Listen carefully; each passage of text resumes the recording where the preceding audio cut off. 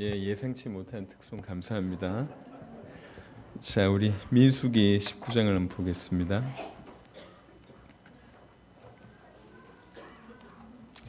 민수기 19장 한 번도 이 설교하지 않았던 본문입니다. 이 본문을 통해서 저뿐만 아니라 이 말씀을 듣는 분들에게도 큰 은혜가 있을 줄 믿습니다. 대부분 읽어보시면 이제 뭐 대충 의미는 알겠는데 자세하게 어떤 뜻인지 잘 모를 그런 부분이라 이제 본문 전체를 한번 제가 쭉 한번 읽어보겠습니다. 최대한 한번 이해하려고 해보시기 바랍니다.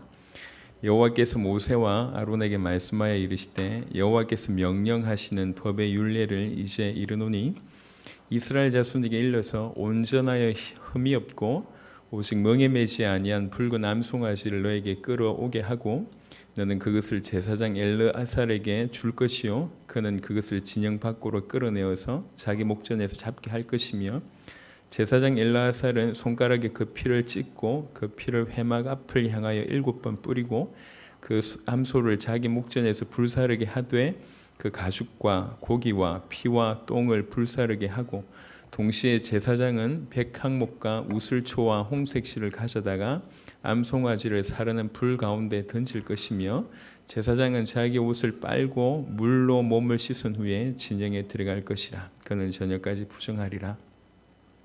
송아지를 불사른 자도 자기의 옷을 물로 빨고 물로 그 몸을 씻을 것이라. 그도 저녁까지 부정하리라.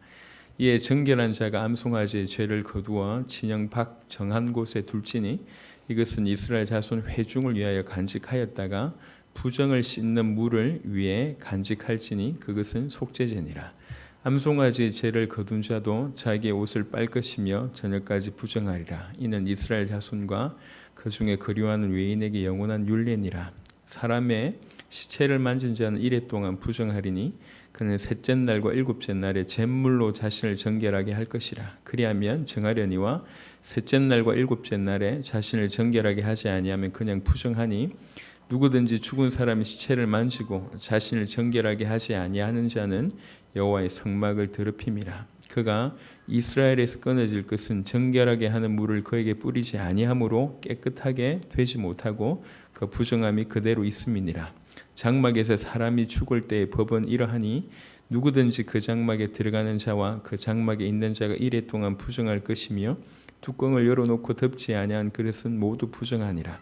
누구든지 들에서 칼에 죽은 자나 시체나 사람의 뼈나 무덤을 만졌으면 이레 동안 부정하리니 그 부정한 자를 위하여 죄를 깨끗하게 하려고 불사른 재를 가져다가 흐르는 물과 함께 그릇에 담고 정결한 자가 우슬초를 가져다가 그 물을 찍어 장막과 그 모든 기구와 거기 있는 사람들에게 뿌리고 또 뼈나 죽임을 당한 자나 시체나 무덤을 만진 자에게 뿌리되 그 정결한 자가 셋째 날과 일곱째 날에 그 부정한 자에게 뿌려서 일곱째 날에 그를 정결하게 할 것이며 그는 자기 옷을 빨고 물로 몸을 씻을 것이라. 저녁이면 정결하리라. 사람이 부정하고도 자신을 정결하게 하지 아니하면 여호와의 성소를 더럽힘이니 그러므로 회중 가운데서 끊어질 것이니라. 그는 정결하게 하는 물로 뿌림을 받지 아니하였은즉 부정하니라.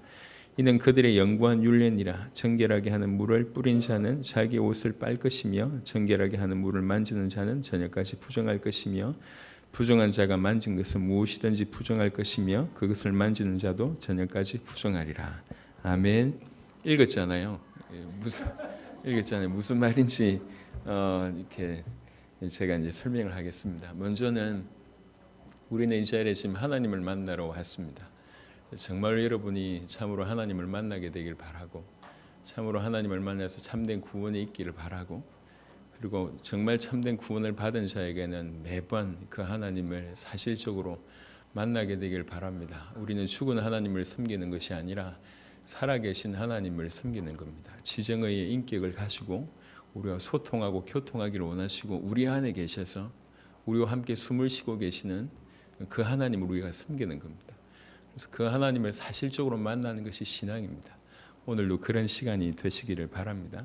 자, 민수기의 배경 이 얘기를 잠시 해드리면 이제 이스라엘 백성들이 이제 애굽을 빠져나오고 나서 광야길을 걸어가는 중에 정말로 말도 안 될 만큼 하나님을 원망하는 일들이 많이 벌어져요. 그래서 너무 많은 그 원망들이라 뭐 일일이 다 얘기할 수 없고요.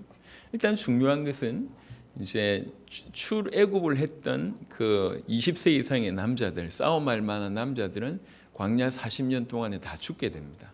왜 그러냐면 이제 다 불신앙했던, 그래서 하나님을 원망했던 그런 결과로 광야 1세대들은 숫자로 얘기하자면 60만 명이 다 죽게 되고요.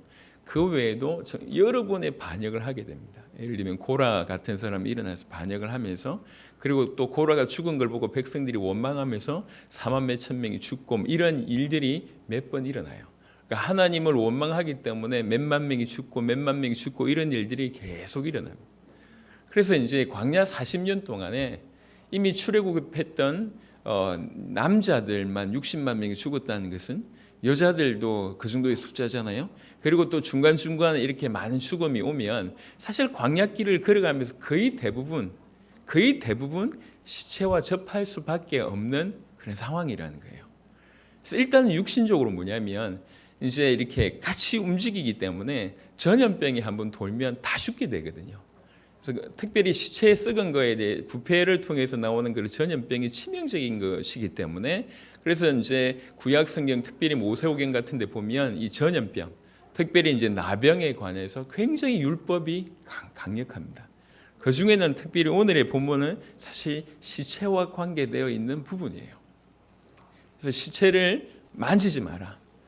그거는 부정한 것이다. 왜 부정하냐면 1차적으로는 그것 때문에 병이 옮을 수 있기 때문에 부정하고, 두 번째는 시체는 죽음의 열매입니다. 이 죽음이 왜 왔습니까? 이제 성경적으로 보면 죄의 결과라고 얘기할 수가 있습니다. 그래서 시체가 뜻하는 것이 뭐냐면 이건 죽음이고 죽음의 원인은 죄다라고 얘기하는 것이고, 그 죽어서 이제 부패하게 되잖아요. 시체가 부패하게 되는 것이 사실은 죄의 오염이라고 하는 것이죠. 그래서 표면적으로는 시체를 만지지 않아서 너에게 병이 없게 하라라고 하는 것이지만 이면에는 그것은 부정한 것이다. 그러니까 그 부정한 그 죄와 죄의 오염에서 너희가 정결하게 되길 원한다. 너희가 깨끗하게 되길 원한다. 성결하게 되길 원한다라고 하는 부분들이 같이 있습니다. 그래서 이걸 가지고 하나님께서 특별한 어떤 법을 주십니다. 여기 보면 시체를 직접 만지는 사람이나 17절에 보면 17절에 누구든지 들에서 칼에 죽은 자나 시체나 사람의 뼈나 무덤을 만졌으면 이래 동안 부정하다라고 얘기하고 있습니다. 시체와 관련되어 있는 겁니다. 시체를 만지거나 아니면 그 뼈를 만지거나 아니면 그 무덤을 만지거나 심지어는 그 사람이 죽은 그 장막 안에 들어가는 자도 부정하다는 거예요. 그래서 이 부정한 자를 그럼 어떻게 해결할 것이냐, 어떻게 정결하게 할 것이냐라고 하는 것이 오늘의 어떤 본문입니다. 그래서 1절부터는 10절까지는 어떤 특별한 케이스를 얘기합니다. 궁극적으로 얘기하자면 죄를 하나 만들려고 합니다. 이게 불로 완전 태워내서 내는 그 죄를 만들래요. 그리고 두 번째는 이 죄를 흐르는 물, 샘물에 타라고 합니다. 그리고 그것을 이 부정한 자에게 먹이면 그 부정이 해결된다고 하는 얘기입니다. 그래서 1절부터 10절은 그 죄를 만드는 어떤 방법인데요. 그 방법이 굉장히 독특합니다. 2절에 보면 여호와께서 명령하신 법의 율례를 이제 이르노니 이스라엘 자손에게 일러서 온전하여 흠이 없고 아직 멍에 매지 아니한 붉은 암송아지를 너에게 끌어오게 하고라고 얘기를 합니다. 그래서 이 죄에 쓰이는 첫 번째 제물은 누구냐면 이 붉은 암송아지예요. 붉은 암송아지인데 어떤 붉은 암송아지냐면은 온전하여서 흠이 없고 온전하여서 아직 한 번도 멍에를 매지 아니한 그런 붉은 암송아지라고 얘기합니다. 실제로 성경에는 드러나고 있지 않지만 이제 역사적으로도 보면 이 붉은 암송아지는 어느 정도 선별하냐면 붉은 털이 있는 암송아지는 무조건 되는 게 아니에요. 그 붉은 암송아지 중에 그 모든 털 중에 붉은색 털이 아닌 것이 3개만 있어도 그것은 부정하대요. 이게 무슨 말이냐면 아니 송아지 털이 얼마나 많겠냐고요. 그 엄청난 붉은 암송아지 중에도 가끔씩 뭐 흰 털이 난다든지 이런 게 있잖아요. 우리 와이프가 제 팔 보면서 자꾸 힌트를 난다면서 뭐 이렇게 하던데, 보통의 어떤 이 중에 다른 어떤 것들이 있을 수 있잖아요. 근데 그 모든 붉은 암송아지 한 마리 전체의 털 중에서도 딱 세 가지만, 세 털이 붉은색이 아니야. 그럼 탈락입니다. 그만큼 이 붉은 암송아지를 선택할 때는 신중하게, 그런 의미에서 흠이 없다고 표현한 겁니다. 그냥 뭐 다리를 못 쓴다, 아니면 뭐 이게 다른 게 있다, 뭐 이런 차원이 아니라 정말 붉고 붉은 그 암송아지를 선택을 해서, 그 암송아지 중에도, 그 붉은 암송아지 중에도 한 번도 멍에를 매지 아니하는 그런 암송아지여야 된다는 거죠. 그 암송아지를 선택을 해서 제사장 엘르아살 앞에서 그걸 죽이게 하는 거예요. 근데 어디서 죽이냐고 하냐면, 보면 진영 밖으로 끌어내어서 자기 목전에서 잡게 한다고 얘기합니다. 보통의 번제물 같은 경우에는 성막 안에서 잡습니다. 성막이 있고 그 안에 성소가 있고 그 성막 뜰에서 잡는다고요. 근데 이렇게 특별히 전 회중을 위한 속죄 제물 같은 경우에는 밖으로 끌어내서 진영 밖에서 잡습니다. 진영. 성막이 있고 성막 근처에 사람들이 진영이 있잖아요. 그 진영 밖에서 잡는다고요. 그래서 진영 밖에서 잡아서, 그리고 그 잡은 그 피를 성소를 향해서, 회막 앞을 향해서 이제 7번 엘르아살이 제사장이 이제 이렇게 뿌려주는 일이 벌어집니다. 그래놓고는 태웁니다. 이렇게 태우는 거죠. 사실은 이것은 눈치채셔서 알겠지만, 시종일관 우리의 죄를 위해서 당신 자신을 들이신 그 온전하신 그리스도의 모습을 이렇게 예표하고 있습니다. 정말 순수하고 거룩하고 흠이 없고 죄가 없는 그 그리스도의 모습을 나타내고 있고, 그 그리스도께서 진영 밖에서 잡혀서 죽으실 것을 얘기하고 있습니다. 십자가는 영문 밖에서 죽으신 사건입니다. 진영 밖에서 끌어내음을 당해서 죽은 사건이 바로 이 사건입니다. 그래서 예수님의 모습을 철저하게 예표하는 겁니다. 그러니까 그리스도 예수의 어느 정도의 순결함인지, 어느 정도 순결함인지에 대한 얘기고, 그리고 그것에 그분의 어떤 대속의 죽음이 얼마나 처절했는지를 보여주는 장면입니다. 이것은 그리스도의 예표이기도 하지만 동시에 하나님의 사랑이기도 합니다. 하나님은 갑자기 예수님을 보내신 것이 아니에요. 처음부터 인류를 건져내시기 위해서 이 방법을 허락하셨고, 당신 독생자를 드리시기로 계획하신 겁니다. 그래서 중요한 예표들을 계속 허락하십니다. 계속 허락하십니다. 어떤 율법에는 보면, 제가 여러 번 읽었었는데 한 번도 그래 본 적이 없는 곳이 있었어요. 이번에 새로 들어왔습니다. 새로 이런 게 있었나? 사실 성경 중에 가장 힘든 성경이 레위기, 출애굽기 후반, 그다음 요런 데거든요. 그다음 여호수아 후반, 이런 데 보면 같은 말 똑같이 합니다. 그래서 저는 이제 보면서 이해하려고 해도 이해가 안 되는 경우들이 많아요. 왜 그러냐면 이제 어떤 공간의 모습이나 이런 걸 표현할 때인데 글로 쓰여 있으니까 이게 막 이해가 안 되는 그런 경우들이 많습니다. 그럴 땐 저는 어떻게 하냐면 그냥 봐요. 이렇게 계속 그냥 계속 봅니다. 그러다가 놓친 부분들이 많아요. 이번엔 또 뭘 봤냐면, 나병을 낫게 하는 그런 규례가 또 하나 있어요. 나병을 낫게 하는데 그 규례가 어떤 규례가 있냐면, 새 2마리를 들고 오는 겁니다. 새 2마리를 들고 와서 그 중에 한 마리를 잡아요. 한 마리를 잡고 피가 이제 한 마리에 피가 있을 거 아닙니까? 그 피에 또 이 샘물을 담고 거기에 이제 이 남아 있는 새 한 마리 가지고 그 우슬초와 함께 그 죽은 새의 피에 이렇게 묻힙니다. 그래놓고 이 상태로 나병 걸린 자에게 뿌리면 낫는 거예요. 그래놓고 이 새를 날려보내줍니다. 그러니까 죽은 새는 뭘 뜻하냐면, 죽은 새는 그리스도의 대속을 뜻하고, 그 다음에 그 죽은 새의 피에 적셔가지고 사람을 낫게 하고 결국 날아가는 이 사람은 나병 걸렸다가 해방받은 어떤 그 속죄를 뜻하는 거예요. 이런 것들이 모든 부분에 사실은 녹아 있습니다. 제일 많이 녹아 있는 부분이 사실은 성막이고요. 시종일관 인간을 어떻게 사랑하시며 또 인간의 죄를 어떻게 다루어야 되실지 아시고 계속 예표하는 내용 중에 하나입니다. 일단 그 암송아지가 그렇다는 거죠. 그래서 그 붉은 암송아지, 흠이 없고 온전한 그 붉은 암송아지를 이제 이 피를 받아서 회막 앞에 뿌린 이후에는 모든 것을 태웁니다. 가죽과 고기와 피와 똥을 다 불사르는데, 이때 불사를 때 세 가지 조미료 같은 것이 들어갑니다. 그게 뭐냐면 6절입니다. 백향목과 우슬초와 홍색 실이에요. 요 세 가지를 암송아지 불 태울 때 그걸 넣는 거예요. 왜 넣냐면 이 세 가지 것들이 특별히 너무 효력이 있는 것이냐, 그런 것보다는 상징인 것 같습니다.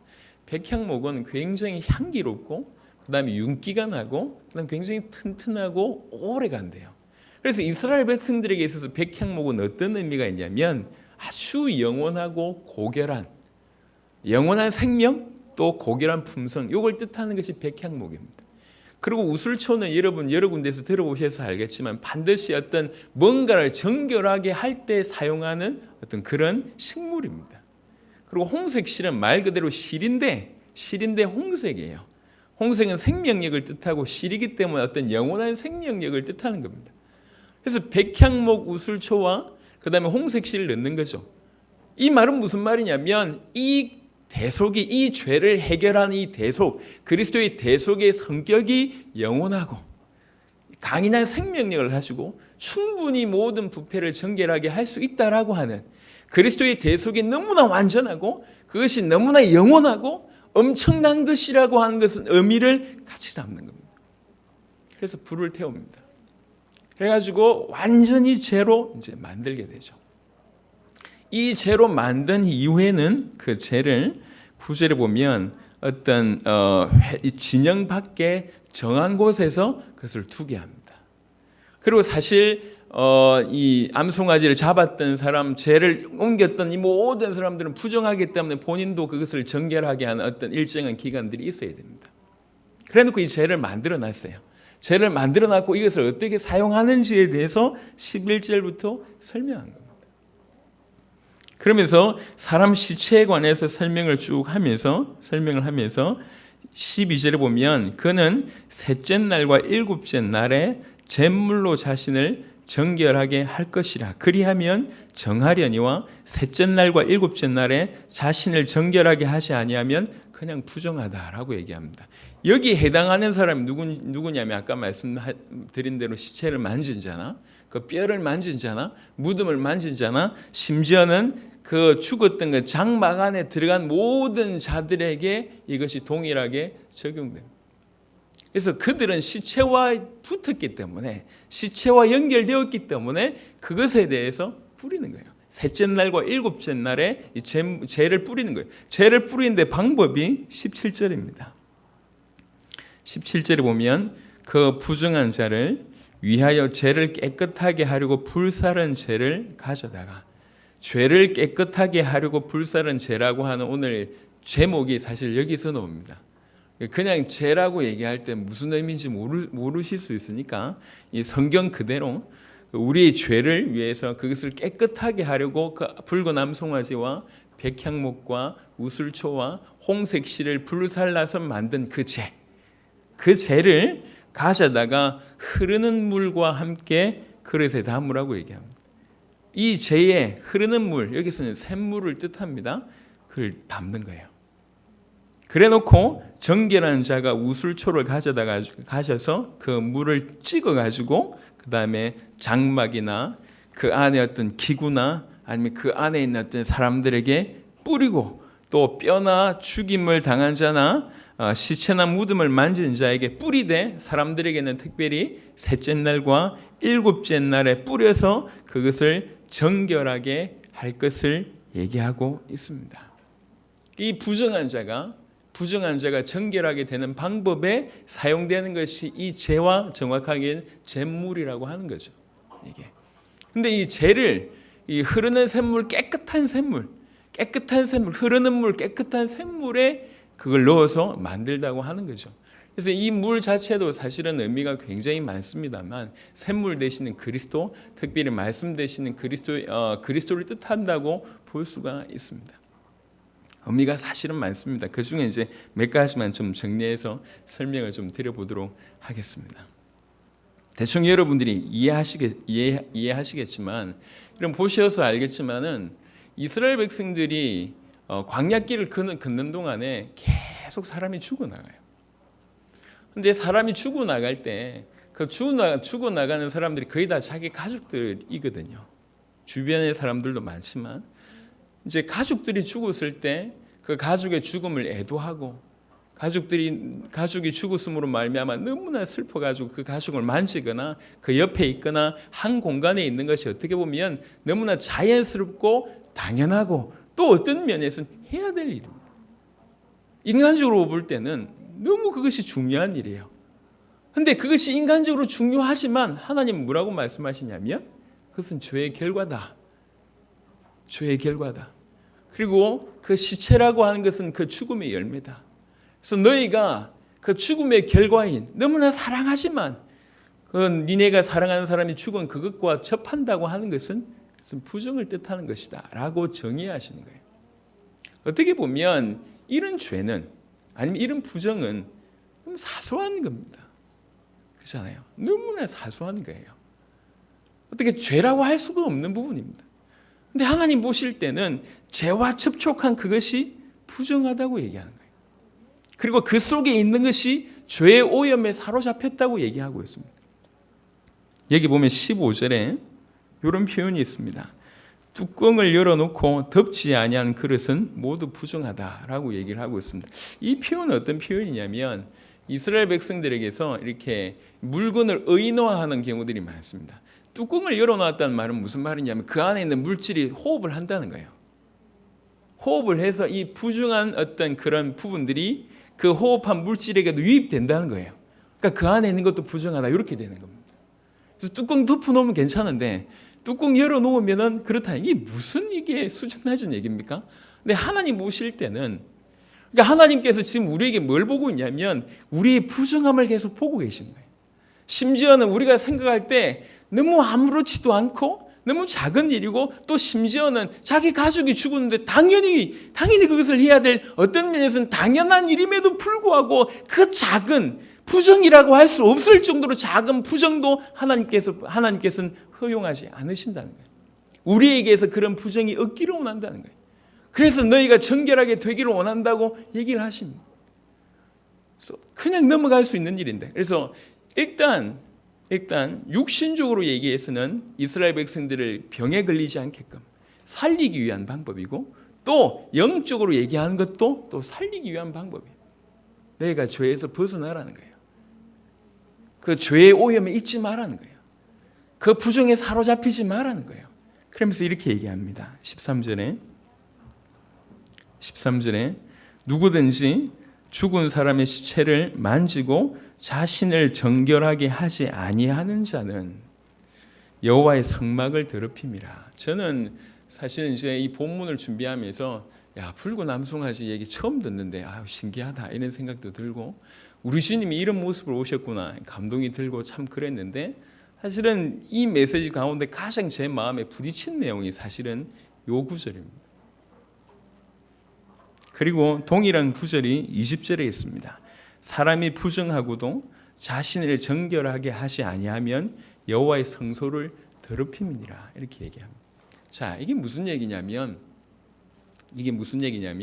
이스라엘은 항상 적어도 이때 당시에는 공동체로서 같이 이동하면서 또 같이 사는 어떤 부분입니다. 항상 성소 되시는 성막이 가운데 있고 동서남북에 각각 세 지파씩 거기에서 같이 머물기도 하고 이동할 때도 심지어는 그렇게 이제 이동을 합니다. 그러니까 모든 것의 중심이 성막입니다. 동시에 이들은 무슨 생각을 하고 있냐면 하나라고 하는 생각을 가지고 있는 거예요. 그리고 그 하나 이스라엘이라고 하는 그 하나 속에 여호와의 성막의 중심에 있다고 하는 거예요. 그래서 그냥 한 사람이 시체 만진 그 죄인 것 같은데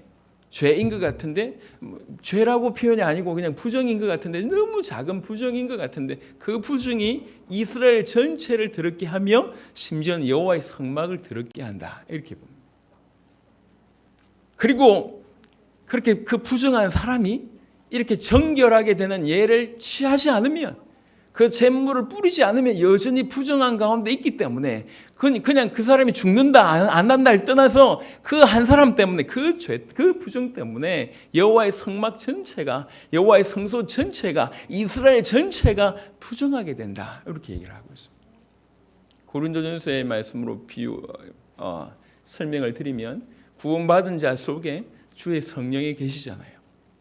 그러니까 우리가 그 하나님과 떨어질 수 없는 관계임을 얘기하고 있는 겁니다.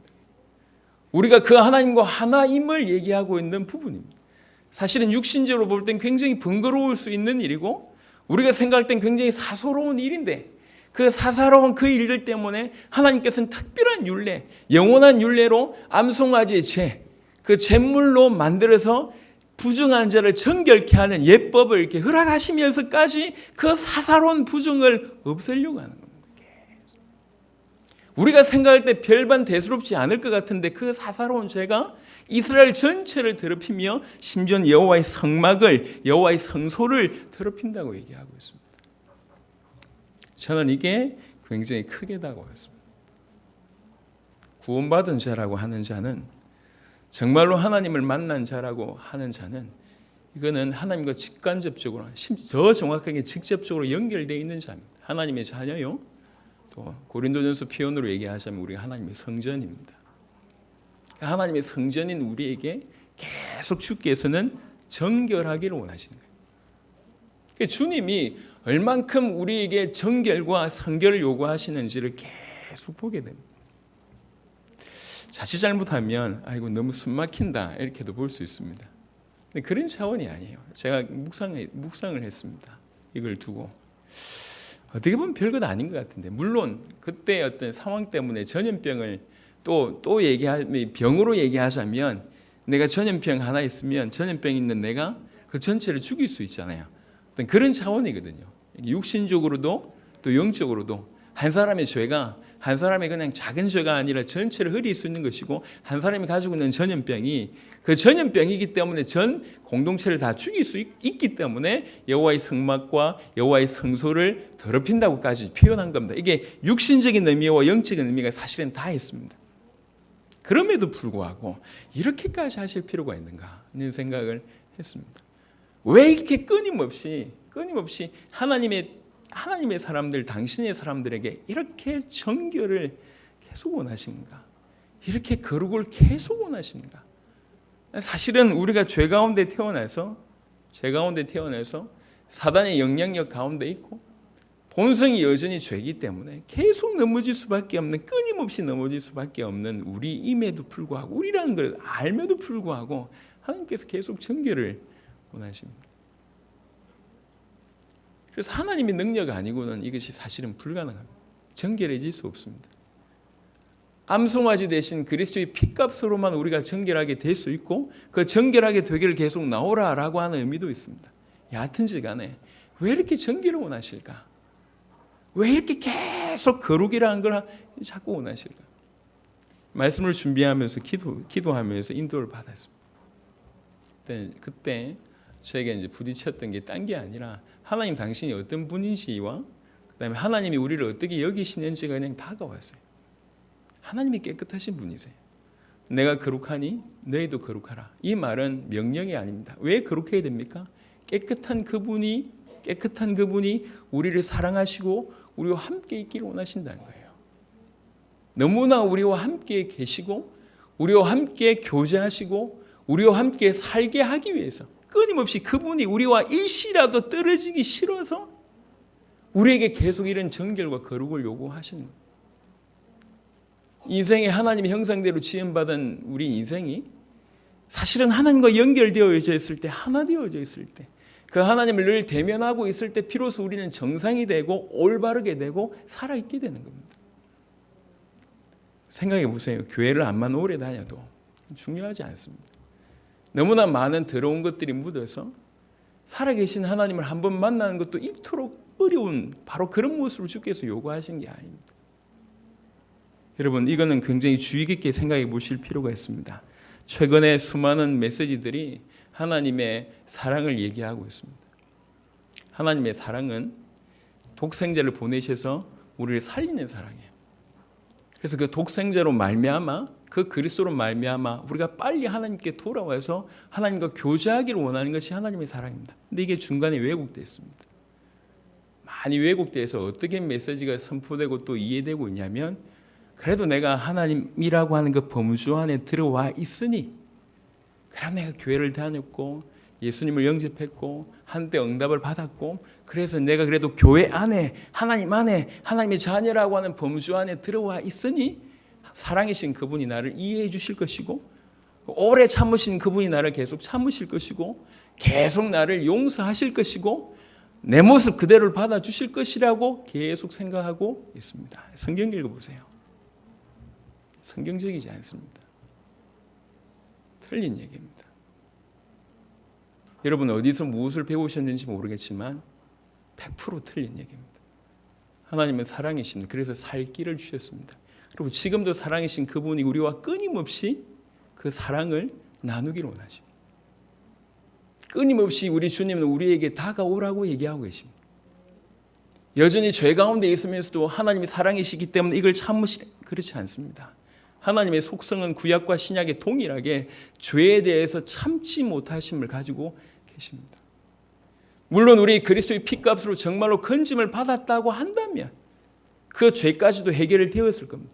그런데 말씀드리고 싶은 게 있어요. 정말로 주께서 그리스도께서 내 죄를 위해서 정말로 죽으셨다고 진실로 믿어지고 그 하나님 앞에서 살아가는 사람이 함부로 죄를 지을 수 있겠는가 질문해 보세요. 우리의 죄가 그를 죽게 했다고 알고 있고 믿고 있는 사람이, 그 죄가 얼마나 심각한지 아는 사람이, 그 내 죄로 그리스도께서 죽으셨다고 정말로 알고 믿고 있는 사람이 이 땅을 살아가면서 쉽게 죄를 지을 수 있는지를 고민해 보라고. 정말로 하나님을 만난 자는 그럴 수 없습니다. 그럴 수 없습니다. 그게 너무 아파요. 내가 주를 죽였는데 여전히 그런 삶 가운데 살고 있다는 것이 아프게 되어 있는 것이 구원받은 자의 정상적인 모습입니다. 그게 생명이에요. 생명. 여전히 그 모습 가운데 있는데도 불구하고 괜찮다. 그런 하나님은 없습니다. 여러분이 창조한 하나님이에요. 그런 하나님은 없습니다. 하나님은 당신의 자녀를 너무나 사랑하십니다. 그래서 매일 매 순간 매분 매초 우리와 교제하기를 원하십니다. 왜 이렇게 계속 전개를 원하신가 말이에요. 그리스도의 십자가의 사건이 오기 이전의 일입니다. 이전의 일이기 때문에 특별한 율례를 정해가지고 그걸 예표하셨을 뿐이에요. 하지만 그때나 지금이나 그분의 마음이나 그분의 가슴은 동일합니다. 당신의 자녀, 당신의 독생자의 피값으로 생명을 주신 그 자녀와 끊임없이 소통하기를 원하시는 것이 그분의 마음이라고. 그래서 계속 다가오기를 원하시는 거예요. 계속 오라는 거예요. 그 죄 가운데 머물지 말고 빨리 잿물 뿌리라는 거예요. 빨리 잿물 뿌려서 그 정결한 상태로 나오라는 거예요. 우리의 정결함이 주님 앞에 뭐가 도움이 됩니까? 우리의 거룩함이 주님 앞에 뭐가 도움이 되냐고. 우리 같은 인생, 모자란 인생이 깨끗함이 얼마나 깨끗하고 거룩함이 얼마나 거룩하고 정결함이 얼마나 정결하기에 그것 때문에 주님이 뭐의 유익이 되냔 말이에요. 우리의 유익이, 우리의 정결이, 우리의 거룩이 그분하고 무슨 상관이 있습니까? 우리가 이렇게 살다가 지옥에 간들, 아니면 이렇게 구원받아도 이렇게 흐랑방탕 살다가 육신은 완전히 져버리고 영은 혹시 몰라서 하나님께 구원을 받을 줄 몰라도 그것이 하나님과 무슨 상관이 있냔 말이에요. 우리의 정결이 그분에게 무슨 도움이 됩니까? 우리의 깨끗함이 그분에게 뭐가 도움이 됩니까? 암만 생각해봐도 답이 없어요. 하나님께 도움될 게 아무것도 없어요. 우리의 정결과 거룩이 그분에게 도움되거나 유익될 게 아무것도 없습니다. 그럼에도 불구하고 끊임없이 정결을 요구하시는 이유가 뭔가 말이에요. 하나님이 우리와 소통하기를 원하신다. 하나님이 우리를 만나기를 원하신다는 거예요. 하나님이 우리를 사랑하기를 원하시고 가까이 하기를 원하시고 우리가 동행하기를 원하시고 그분에게 있는 그 수많은 것들을 우리에게 주기를 원하시고 우리에게서 그분의 열매가 맺어지기를 원하신다는 거예요. 그 말고는 이유가 없습니다. 구약시대 때는 예법을 통해서 보여주셨습니다. 아주 정확한 일생일대의 어떤 충격적인 메시지가 되겠죠. 지금도 마찬가지입니다. 그 잿물을 뿌리듯이 그리스도의 피로 우리는 정결케 되었고 항상 그 그리스도의 피를 소유하면서 우리를 정결하게 하시는 그 하나님께 계속 나가야 된다. 다른 걸 원하시지 않습니다. 바로 사실은 그것을 원하신다고 볼 수가 있습니다. 이스라엘 백성들에게 이 사건이 갔을 때, 이런 율법이 제정되었을 때 이스라엘 백성들에게 많은 것을 요구하십니다. 광야길 내내 그들이 한 건 불평밖에 없고 불신앙한 것밖에 없습니다. 중요한 때마다 기다렸다는 듯이 들고 일어납니다. 물이 없어요. 고기가 없어요. 길이 힘듭니다. 저 모세 같은 쥐만 하나님을 만나서 우리도 만난 거 아니냐 하면서 중간중간에 모세를 반역하고 하나님을 반역하는 사람들이 계속 일어납니다. 죄에 점철된 인생이었고 불신앙과 불평에 불순종에 점철된 인생이었습니다. 그 인생들을 향해서 이 메시지를 주신 겁니다. 그들이 예법을 지키면서 어떤 걸 생각하게 되겠습니까? 시체라고 하는 것이 경계 대상일 수밖에 없잖아요. 왜 시체냔 말이에요. 이 죄의 결과다. 이 죄의 싹시다. 하나님께서 이렇게 우리를 죄와 분리시키게 만든 것은, 시체와 분리시키게 만든 것은 죄와 분리되기를 원하시는구나. 죄의 암만 작아도, 암만 작은 죄라도 그 죄의 오염 속에 있지 않기를 원하시는구나. 그 죄의 심각성이 얼마나 죄가 심각하기 때문에 그것에 오염되지 않고 그것에 분리되기를 원하시는구나 라고 하는 것들이 그들에게 아주 깊이 있게 새겨집니다. 그리고 이 죄의 결과가, 이 죄를 낫게 하기 위해서 특별히 붉은 암송아지, 그 잿물, 이런 것들이 그들에게 굉장히 깊이 있게 메시지로 전달되게 된 겁니다. 우리도 마찬가지입니다. 저는 가끔씩 이런 생각을 합니다. 우리에게 너무나 생명이 되는 메시지를 사단이 얼마나 비틀고 있는가라고 하는 것을 가끔 생각합니다. 예수님이 우리 모든 죄를 해결하셨습니다. 예수님이 우리 모든 과거, 현재, 미래의 죄를 해결하실 능력이 있고 우리를 사단에게서 건져내셨고 하나님 만난 길이 되셨습니다. 그래서 우리가 정말 그 예수님을 그리스도로 믿을 때 이런 일이 벌어집니다. 자, 이런 일이 벌어졌어요. 그 벌어진 걸 가지고 그냥 예수님 자체를 원하기보다는 그 예수님으로 일어난 어떤 결과만 다 가지고 있는 거예요. 나 끝났어, 이제 끝났어. 나는 구원받았어. 내 모든 문제가 끝이 났어 라고 생각하고 있습니다. 그래서 그 결과만 가지고 그 결과를 허락하신 예수님과 동행하기보다는 그분에 대해서 더 알아가고 그분으로 말미암아 더 하나님께 나아가기보다는 내가 예수를 믿었기 때문에 주어진 이 결과를 가지고 막 살아갑니다.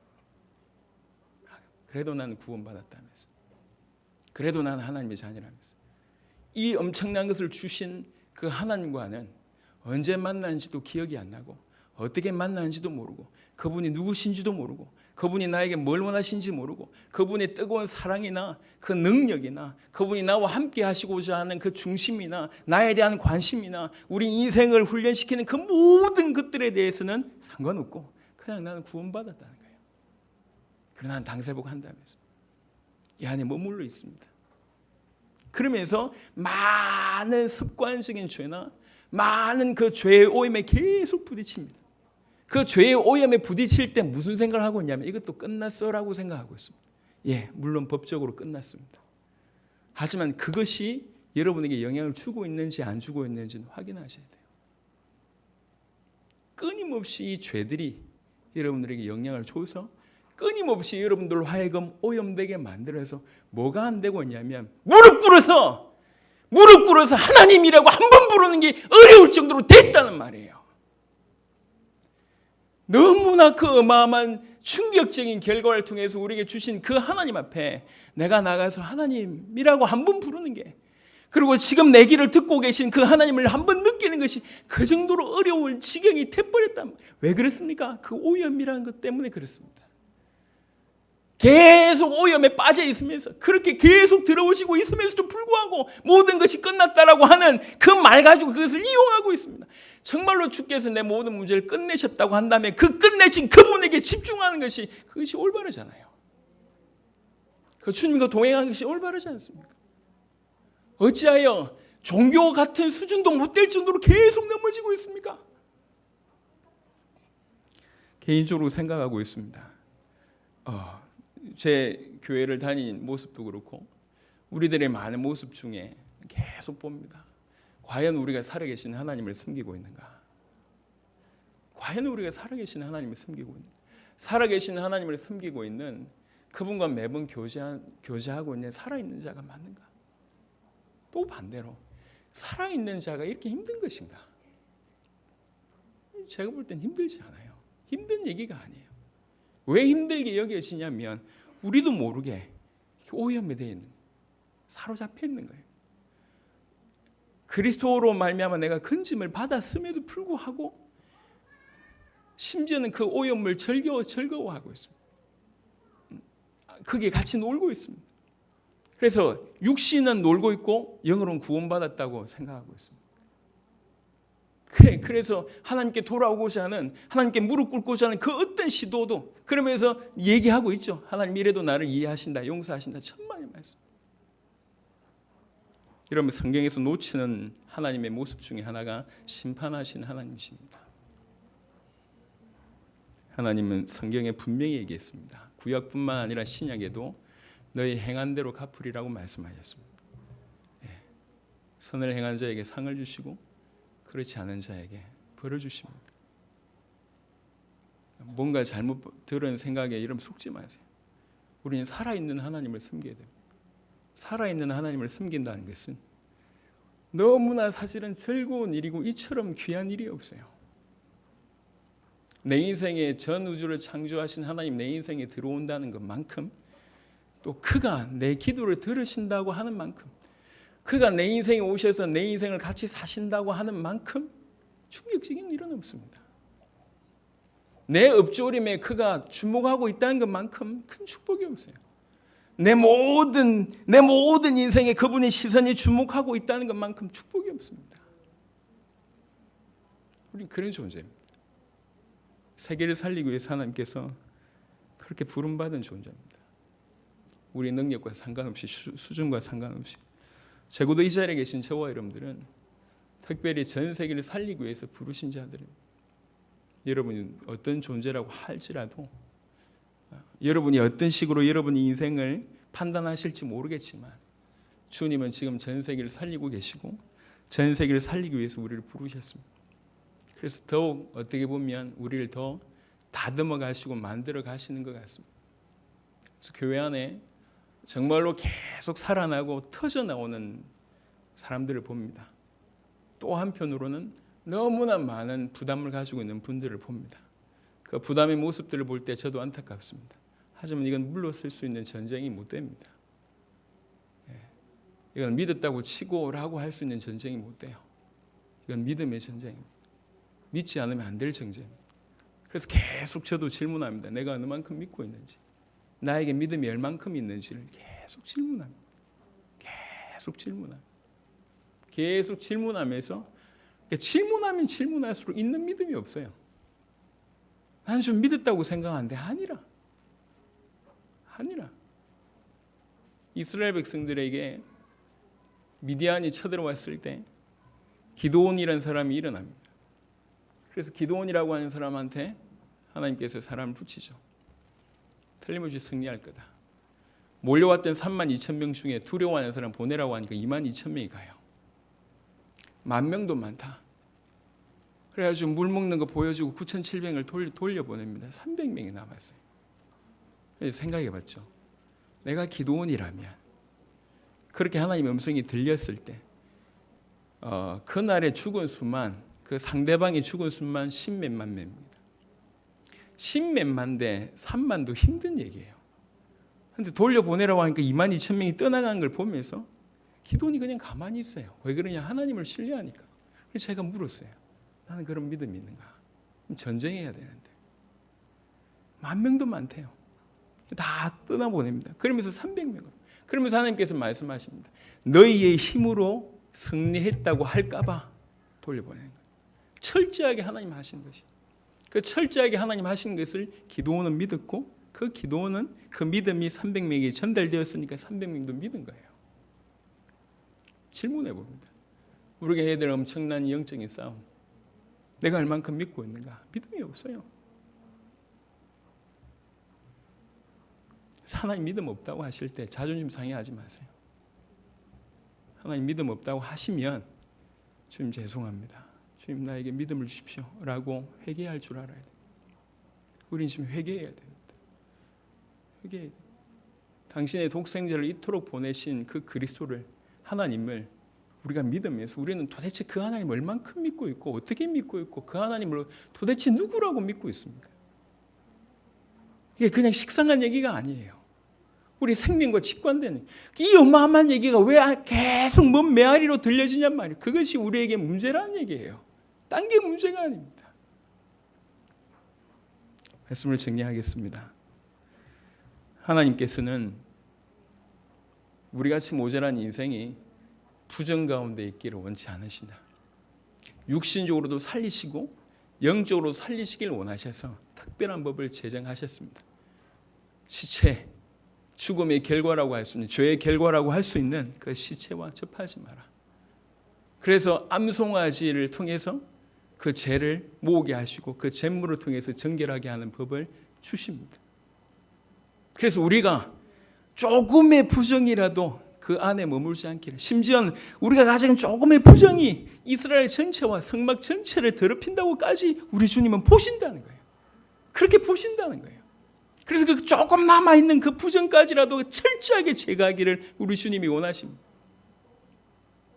우리같이 모자란 인생의 정결과 거룩이 뭐가 그리 하나님 보실 때 대단하다고 계속 요구하시냔 말이에요. 그만큼 주님이, 거룩하신 주님이 우리에게 거룩을 요구하시고 우리가 그렇게 되기를 원하시면서 우리와 소통하기를, 교제하기를, 만나기를, 사랑하기를, 동행하기를 원하신다는 거죠. 그 말이 이해되기 시작했어요. 아이가 부모의 말을 그냥 잔소리로 들을 때는 그냥 잔소리요.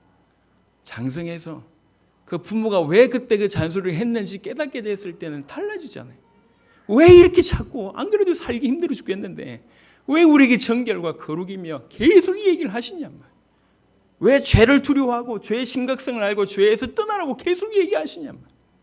그리스도의 피값으로 계속 소유하면서 그 죄와 단절되기를 계속 원하시냔 말이에요.